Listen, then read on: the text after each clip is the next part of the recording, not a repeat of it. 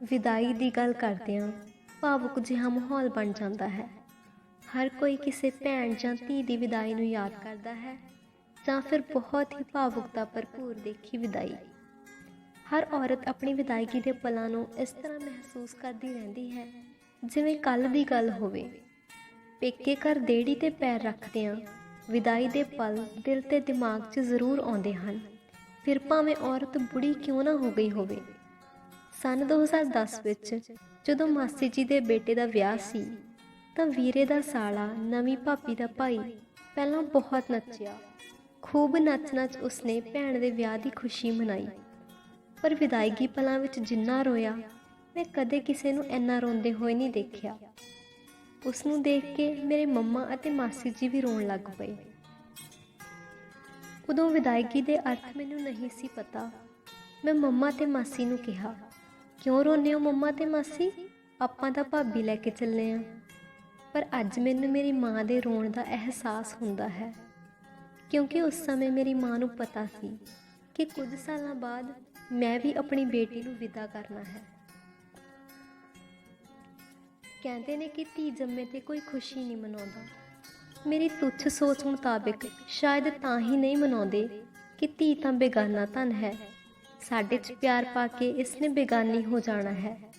ਜਦੋਂ ਕਦੇ ਛੋਟੇ ਹੁੰਦੇ ਕਹਿ ਦੇਣਾ, ਮੰਮਾ ਮੈਂ ਨਹੀਂ ਵਿਆਹ ਕਰਾਉਣਾ, ਮੰਮਾ ਨੇ ਕਹਿ ਦੇਣਾ, ਪੁੱਤ ਧੀਆਂ ਤਾਂ ਰਾਜੇ ਮਹਾਰਾਜੇ ਨੇ ਨਹੀਂ ਰੱਖੀਆਂ, ਅਸੀਂ ਤਾਂ ਆਮ ਬੰਦੇ ਹਾਂ।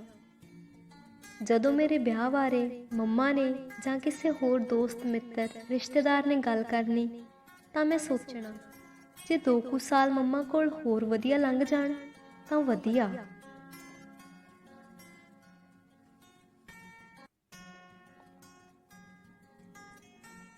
ਜਦੋਂ ਮੇਰੇ ਵਿਆਹ ਬਾਰੇ ਮੰਮਾ ਨੇ ਜਾਂ ਕਿਸੇ ਹੋਰ ਦੋਸਤ ਮਿੱਤਰ ਰਿਸ਼ਤੇਦਾਰ ਨੇ ਗੱਲ ਕਰਨੀ ਤਾਂ ਮੈਂ ਸੋਚਣਾ, ਜੇ 2 ਕੁ ਸਾਲ ਮੰਮਾ ਕੋਲ ਹੋਰ ਲੰਘ ਜਾਣ ਤਾਂ ਵਧੀਆ, ਕਿਉਂਕਿ ਹੁਣ ਥੋੜ੍ਹਾ ਅਹਿਸਾਸ ਹੋਣ ਲੱਗਾ ਸੀ ਕਿ ਵਿਆਹ ਮਤਲਬ ਆਪਣਾ ਘਰ ਛੱਡ ਕੇ ਜਾਣਾ। ਪਰ ਧੀ ਤੇ ਫਸਲ ਕਦੋਂ ਕਿਸੇ ਨੇ ਘਰ ਰੱਖੀਆਂ ਨੇ। ਦੇਖ ਪਰਖ ਤੋਂ ਬਾਅਦ ਮੰਗਣੇ ਦਾ ਦਿਨ ਰੱਖ ਦਿੱਤਾ ਗਿਆ ਅਤੇ ਨਾਲ ਦੀ ਨਾਲ ਹੀ ਵਿਆਹ ਦਾ ਦਿਨ ਵੀ ਪੱਕਾ ਕਰ ਦਿੱਤਾ ਗਿਆ। ਬੰਨੇ ਦਿਨ ਕਦ ਰੁਕੇ ਨੇ, ਜਿਉਂ-ਜਿਉਂ ਦਿਨ ਘਟਣ ਲੱਗੇ ਤਿਉਂ-ਤਿਉਂ ਮਨ 'ਚ ਬੈਰਾਗ ਦੀ ਭਾਵਨਾ ਪੈਦਾ ਹੁੰਦੀ ਗਈ। ਕਦੇ ਤਾਂ ਇੰਝ ਹੋਣਾ, ਰਾਤ ਨੂੰ ਜਾਗ ਆ ਜਾਣੀ, ਫਿਰ ਨੀਂਦ ਨਾ ਆਉਣੀ। ਮਨ 'ਚ ਬਹੁਤ ਕਿਸਮ ਦੇ ਸਵਾਲ ਉੱਠਣੇ, ਨਵਾਂ ਘਰ ਕਿਵੇਂ ਦਾ ਹੋਊ, ਉੱਥੋਂ ਦਾ ਮਾਹੌਲ ਕਿਵੇਂ ਦਾ ਹੋਊ, ਪਤਾ ਨਹੀਂ ਮੇਰੇ ਤੋਂ ਮਾਹੌਲ ਮੁਤਾਬਿਕ ਆਪਣੇ ਆਪ ਨੂੰ ਢਾਲਿਆ ਵੀ ਜਾਊ ਜਾਂ ਨਹੀਂ। ਇਸ ਤਰ੍ਹਾਂ ਦੇ ਬਹੁਤ ਕਿਸਮ ਦੇ ਸਵਾਲ ਮਨ 'ਚ ਉੱਠਦੇ ਤੇ ਦਬ ਜਾਂਦੇ। ਕਈ ਵਾਰ ਚੋਰੀ ਰੋ ਵੀ ਲੈਣਾ, ਪਰ ਜਦੋਂ ਮੰਮਾ ਮਾਸੀਆਂ ਮਾਮੀਆਂ ਨੂੰ ਦੇਖਣਾ ਫਿਰ ਸੋਚਣਾ ਕਿ ਇਹ ਵੀ ਤਾਂ ਆਪਣਾ ਘਰ ਛੱਡ ਕੇ ਆਏ ਨੇ ਤੇ ਹੁਣ ਕਦੇ ਪੇਕਿਆਂ ਦਾ ਜ਼ਿਕਰ ਵੀ ਨਹੀਂ ਕਰਦੇ। ਇਸ ਤਰ੍ਹਾਂ ਸੋਚਦੇ ਹੋਏ ਪਰਮਾਤਮਾ ਦਾ ਧੰਨਵਾਦ ਕਰਨ ਦਾ ਮਨ ਕਰਨਾ ਕਿ ਵਾਹਿਗੁਰੂ ਨੇ ਔਰਤਾਂ ਨੂੰ ਕਿੰਨੀਆਂ ਵੱਖਰੀਆਂ ਸ਼ਕਤੀਆਂ ਨਾਲ ਨਿਵਾਜ਼ਿਆ ਹੈ, ਜੋ ਕਿਸੇ ਓਪਰੇ ਘਰ ਜਾ ਕੇ ਕਿੰਜ ਉਸ ਮੁਤਾਬਿਕ ਢਲ ਜਾਂਦੀਆਂ ਨੇ, ਕਿਵੇਂ ਸਾਰੀ ਜ਼ਿੰਦਗੀ ਉਸ ਘਰ ਨੂੰ ਸਮਰਪਿਤ ਰਹਿੰਦੀਆਂ ਨੇ। ਮੰਗਣੇ ਦਾ ਮਿੱਥਿਆ ਦਿਨ ਆ ਗਿਆ। ਸਾਰੇ ਬਹੁਤ ਖੁਸ਼ ਸਨ। ਮੇਰੇ ਮਨ ਵਿੱਚ ਨਵੀਂ ਜ਼ਿੰਦਗੀ ਨੂੰ ਸ਼ੁਰੂ ਕਰਨ ਦੀ ਚਾਹਨਾ ਸੀ। ਨਵੇਂ ਮਹਿਮਾਨ ਘਰ ਪਹੁੰਚੇ, ਮੰਗਣੇ ਦੀ ਰਸਮ ਹੋਈ। ਥੋੜ੍ਹਾ ਜਿਹਾ ਨੱਚਣ ਕੁੱਦਣ ਤੋਂ ਬਾਅਦ ਮੇਰਾ ਸਹੁਰਾ ਪਰਿਵਾਰ ਖੁਸ਼ੀ ਅਲਵਿਦਾ ਕਹਿ ਕੇ ਵਾਪਸ ਪਰਤ ਗਿਆ। ਮੇਰਾ ਛੋਟਾ ਭਰਾ ਦੀਪੀ ਮੈਨੂੰ ਖਿਜਾ ਰਿਹਾ ਸੀ, ਦੀਦੀ ਤੁਸੀਂ ਰੋਏ ਕਾਹਤੋਂ ਨਹੀਂ। ਮੈਂ ਕਿਹਾ, ਅੱਜ ਕਿਹੜਾ ਮੈਂ ਸਹੁਰੇ ਜਾਣਾ ਸੀ, ਮੈਂ ਕਿਉਂ ਰੋਂਦੀ। ਸਾਰੇ ਰਿਸ਼ਤੇਦਾਰ ਕੋਲ ਬੈਠੇ ਉੱਚੀ ਹੱਸਣ ਲੱਗੇ। ਮੰਗਣੇ ਵਾਲੇ ਦਿਨ ਮੈਂ ਬਿਲਕੁਲ ਵੀ ਭਾਵੁਕ ਨਹੀਂ ਸੀ। ਸ਼ਾਇਦ ਦੀਪੀ ਨੂੰ ਹਾਸੇ 'ਚ ਬੋਲੀ ਗੱਲ ਸੱਚ ਸੀ। ਹਫ਼ਤੇ ਬਾਅਦ ਚਿੱਠੀ ਤੋਰੀ ਗਈ। ਸਕੇ ਸੰਬੰਧੀਆਂ ਨੂੰ ਡੱਬੇ ਦੇਣ ਲਈ ਮਠਿਆਈ ਘਰੇ ਬਣਵਾਈ ਗਈ। ਹਰ ਵੇਲੇ ਘਰ 'ਚ ਰੌਣਕ ਰਹਿੰਦੀ। ਆਂਢ ਗੁਆਂਢ ਦੀਆਂ ਔਰਤਾਂ ਮੇਰੇ ਮੰਮਾ ਨਾਲ ਮਿਲ ਕੇ ਗੀਤ ਗਾਉਂਦੀਆਂ, ਲੰਮੀ ਨੀ ਲੰਜੀ ਨੀ ਲਾਲ ਖਜੂਰੇ, ਕਿਨੇ ਵਰ ਟੋਲਿਆ ਨੀ ਦੂਰੇ, ਬਾਬਲ ਤਾਂ ਮੇਰਾ ਦੇਸ਼ਾਂ ਦਾ ਰਾਜਾ, ਉਹਨੇ ਵਰ ਟੋਲਿਆ ਨੀ ਦੂਰੇ। ਐਨੇ ਬੋਲ ਸੁਣਨ ਦੀ ਦੇਰ ਸੀ, ਮੈਂ ਹੌਕੇ ਲੈ ਕੇ ਰੋਣ ਲੱਗੀ। ਸਾਰੇ ਮੈਨੂੰ ਸਮਝਾਉਣ ਲੱਗੇ ਕਿ ਪੁੱਤ ਤੂੰ ਉੱਥੇ ਚੱਲੀ ਆ ਜਿੱਥੇ ਜਾਣ ਲਈ ਲੋਕ ਲੱਖਾਂ ਰੁਪਏ ਲਾਉਂਦੇ ਨੇ, ਤੂੰ ਰੋਨੀ ਕਿਉਂ ਹੈ, ਤੁਸੀਂ ਸਾਰੇ ਇੱਥੇ ਰਹੋਗੇ। मैं इन्नी दूर 7 ਸਮੁੰਦਰੋਂ ਪਾਰ ਪਤਾ ਨਹੀਂ ਕਿੰਨੇ ਟਾਈਮ ਬਾਅਦ ਆਇਆ ਕਰੂੰ। ਇੰਨਾ ਕਹਿ ਮੈਂ ਰੋਣ ਲੱਗੀ। ਜਸਵੀਰ ਮਾਸੀ ਨੇ ਭਾਵੁਕ ਗੀਤ ਬੰਦ ਕਰਵਾ ਦਿੱਤਾ। ਇਹ ਕਮਲ ਤੂੰ ਰੋਣੀ ਕਿਉਂ ਹੈ? ਦੇਖ ਸਾਡੇ 'ਚੋਂ ਕੋਈ ਰੋਂਦਾ? ਮੇਰੇ ਮਾਮਾ ਜੀ ਦੇ ਬੇਟੇ ਨੇ ਕਿਹਾ।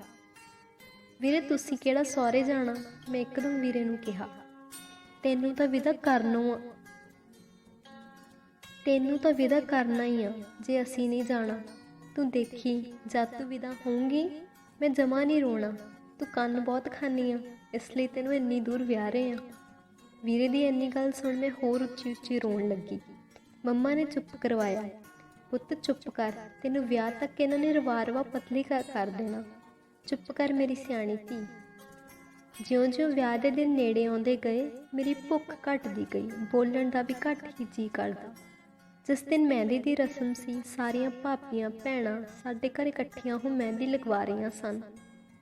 ਮਾਸੀ ਜੀ ਦੀ ਨੂੰਹ ਜਗਜੀਤ ਭਾਬੀ ਨੇ ਮੈਨੂੰ ਭਾਵੁਕ ਜਿਹੀ ਹੁੰਦੀ ਦੇਖ ਕਿਹਾ, ਦੀਦੀ ਤੁਸੀਂ ਰੋਇਆ ਨਾ ਕਰੋ। ਦੇਖੋ ਜਦ ਮੈਂ ਵਿਦਾ ਹੋ ਕੇ ਆਈ ਸੀ ਮੈਂ ਬਿਲਕੁਲ ਨਹੀਂ ਸੀ ਰੋਈ। ਤੁਹਾਨੂੰ ਪਤਾ ਹੀ ਆ।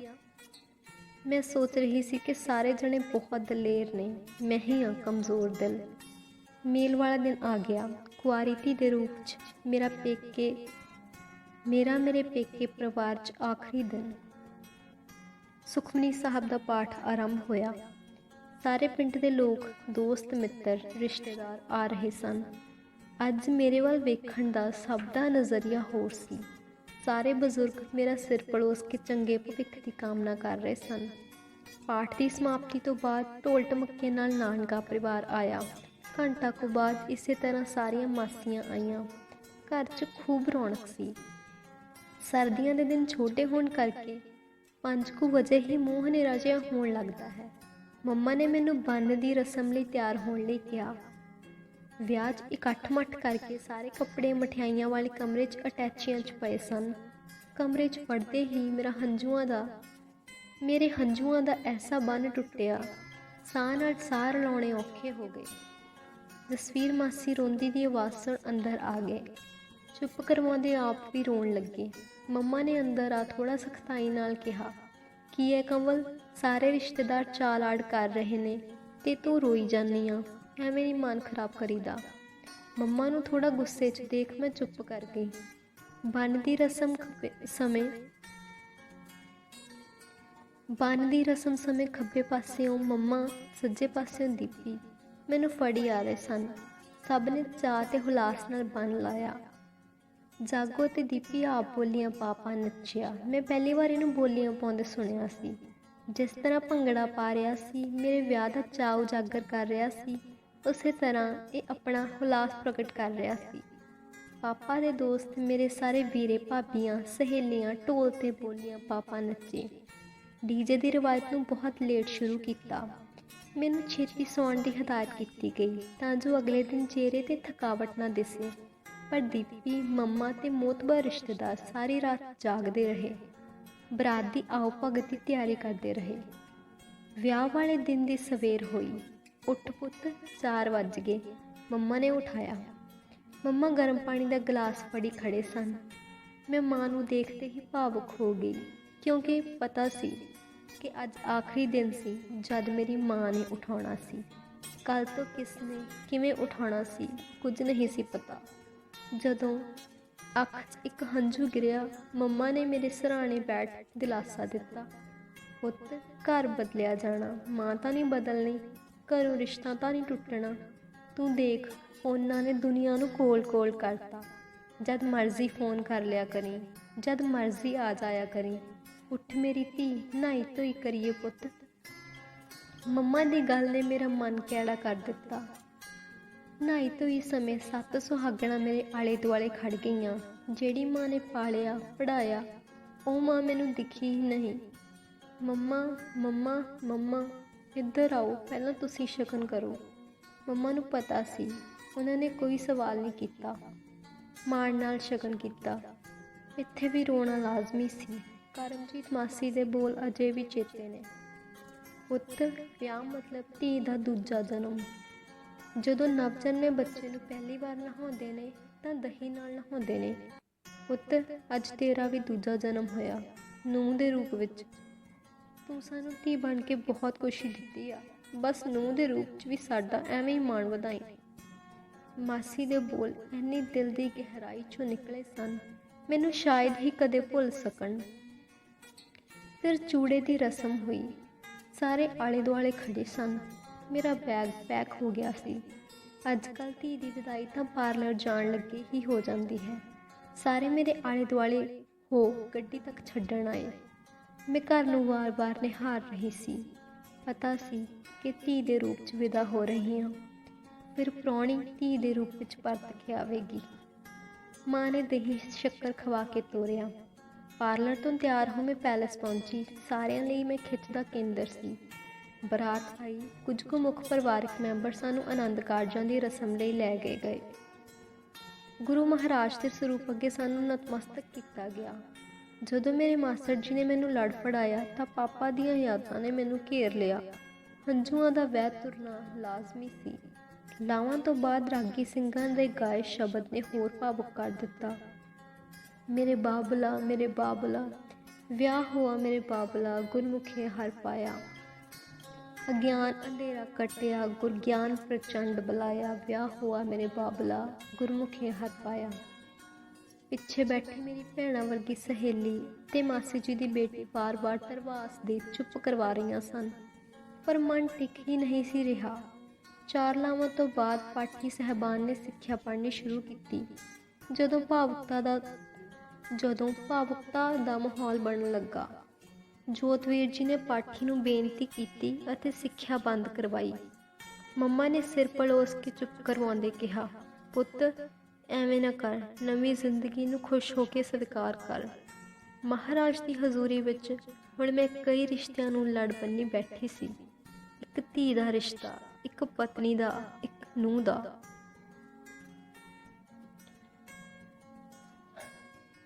ਮਹਾਰਾਜ ਦੀ ਹਜ਼ੂਰੀ ਵਿੱਚ ਹੁਣ ਮੈਂ ਕਈ ਰਿਸ਼ਤਿਆਂ ਨੂੰ ਲੜ ਬੰਨੀ ਬੈਠੀ ਸੀ।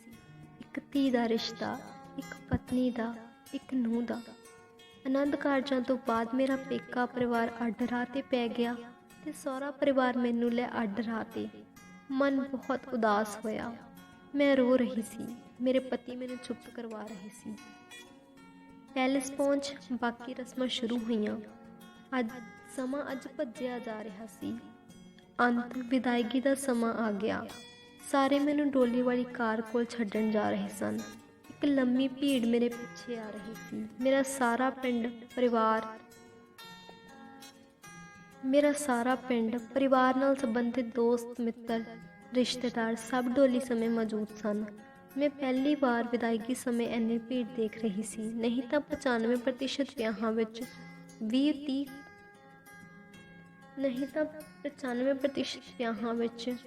25-30 ਕੁ ਜਾਣੇ ਕੁੜੀ ਨੂੰ ਵਿਦਾ ਕਰਨ ਲਈ ਰਹਿ ਜਾਂਦੇ ਹਨ। ਬਾਕੀ ਸ਼ਗਨ ਫੜਾ ਖਾ ਪੀ ਕੇ ਜਾਣ ਦੀ ਕਰਦੇ ਹਨ। ਸਾਰੇ ਮੈਨੂੰ ਜੱਫੀ 'ਚ ਲੈ ਰਹੇ ਸਨ। ਨਾ ਰੋਣ ਦੀ ਹਾਮੀ ਭਰਨ ਵਾਲਾ ਮੇਰੇ ਮਾਮਾ ਜੀ ਦਾ ਬੇਟਾ ਉੱਚੀ ਉੱਚੀ ਰੋ ਰਿਹਾ ਸੀ। ਜਗਜੀਤ ਭਾਬੀ ਨੂੰ ਦੇਖ ਕੇ ਮੈਂ ਹੈਰਾਨ ਸੀ, ਜੋ ਆਪਣੀ ਵਿਦਾਇਗੀ 'ਤੇ ਨਹੀਂ ਸੀ ਰੋਈ, ਮੇਰੀ ਵਿਦਾਇਗੀ ਨੂੰ ਜ਼ਾਰੋ-ਜ਼ਾਰ ਰੋ ਰਹੀ ਸੀ। ਹਰ ਇੱਕ ਅੱਖ ਨਮ ਸੀ। ਦੀਪੀ ਮੈਨੂੰ ਭਾਵੁਕ ਹੋਇਆ ਮਜ਼ਾਕ ਕਰ ਰਿਹਾ ਸੀ। ਦੀਦੀ ਤੁਹਾਡਾ ਮੇਕਅਪ ਖਰਾਬ ਹੋ ਜੂ, ਚੁੱਪ ਕਰ ਜੋ। ਮੰਮਾ ਦੇ ਹੰਝੂਆਂ ਦਾ ਬੰਨ੍ਹ ਵੀ ਟੁੱਟ ਗਿਆ ਸੀ। ਜਦੋਂ ਮੰਮਾ ਰੋਣ ਲੱਗੇ ਤਾਂ ਮੇਰੇ ਅੰਦਰ ਚੀਸ ਜਿਹੀ ਉੱਠੀ। ਫਿਰ ਮੈਂ ਥੋੜਾ ਮਨ ਕਰੜਾ ਕਰਕੇ ਮੰਮਾ ਨੂੰ ਚੁੱਪ ਕਰਵਾਇਆ। ਦਿਨ ਬੰਨਿਆਂ ਤੋਂ ਲੈ ਕੇ ਵਿਦਾਇਗੀ ਤੱਕ ਦੇ ਹਰ ਪਲ ਭਾਵੁਕਤਾ ਭਰਪੂਰ ਸੀ। ਮੇਰੇ ਤਜਰਬੇ ਮੁਤਾਬਕ ਨਾ ਤਾਂ ਇਹਨਾਂ ਪਲਾਂ ਨੂੰ ਖੁਸ਼ੀ ਵਿੱਚ ਹੀ ਗਿਣ ਸਕਦੇ ਹਾਂ, ਨਾ ਦੁੱਖ ਵਿੱਚ ਹੀ। ਇਹਨਾਂ ਪਲਾਂ 'ਚ ਕੁਝ ਮਿਠਾਸ ਹੁੰਦੀ ਹੈ, ਕੁਝ ਖਟਾਸ ਹੁੰਦੀ ਹੈ, ਕੁਝ ਨਵੇਂ ਅਹਿਸਾਸ ਹੁੰਦੇ ਨੇ, ਕੁਝ ਦਰਦ ਦੀ ਚੀਸ ਹੁੰਦੀ ਹੈ। ਇਸ ਤਰ੍ਹਾਂ ਨਵੇਂ ਰਿਸ਼ਤਿਆਂ 'ਚ ਵੱਜੀ ਮੈਂ ਪੇਕੇ ਪਰਿਵਾਰ ਦੀ ਅਣਵਿਆਹੀ ਧੀ ਦੇ ਰੂਪ ਨੂੰ ਹਮੇਸ਼ਾ ਲਈ ਅਲਵਿਦਾ ਕਹਿ ਆਈ।